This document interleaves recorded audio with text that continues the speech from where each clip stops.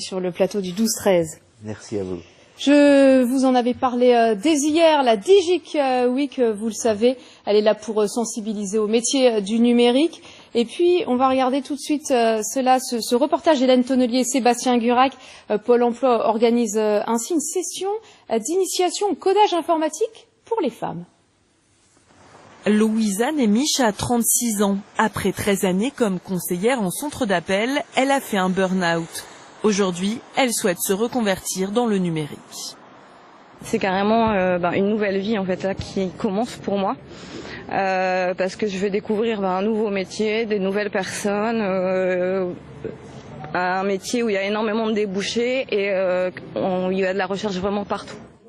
Cette semaine, elles sont 13 comme elle, niveau bac ou moins, à tenter l'expérience d'une formation intensive dans le codage informatique. On a une variante, c'est le do-while.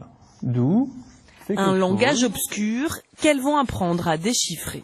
L'informatique, on m'a toujours dit que sans le bac plus 5 et tous les diplômes qui vont avec un bac L, on n'y arriverait jamais. Et du coup, j'ai jamais essayé plus que ça, honnêtement, mais ça m'a toujours intéressé. Et là, qu'on me donne la chance de pouvoir le faire, c'est bien, c'est génial.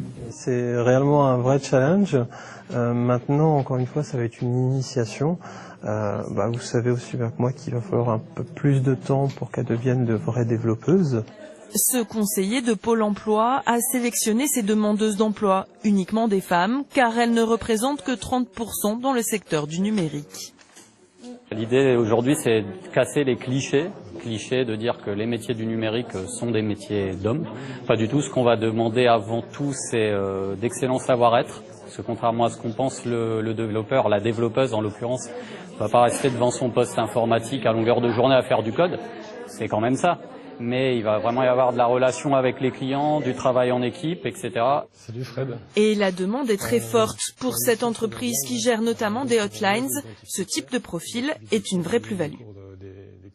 C'est des gens qui peuvent être un peu médiateurs entre le monde du numérique, des experts, et le monde des utilisateurs finaux, qui n'ont pas tous un bagage technique important. Donc effectivement, ils peuvent, par leur passé, par leur parcours, ils peuvent apporter cette médiation. Dans les Hauts-de-France, le secteur du numérique crée 2500 à 3000 emplois par an. Direction l'Avesnois à présent, il fait beau, un décor champêtre.